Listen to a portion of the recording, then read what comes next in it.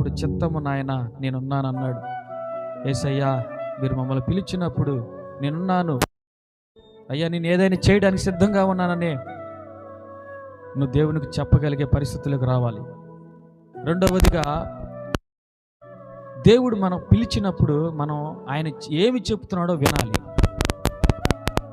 అబ్రహాము తన దేశము నుండి, తన ప్రజల నుండి, తన తండ్రి నుండి వెళ్ళమన్న దేశానికి వెళ్ళమన్నాడు, చెప్పలేదు.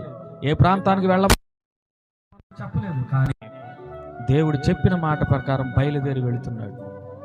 దేవుని మాట విన్నాడు, అందుకనే అబ్రహామును ఆశీర్వదించాడు. మూడవదిగా విన్నాడు, దేవుడు చెప్పిన మాట చేశాడు.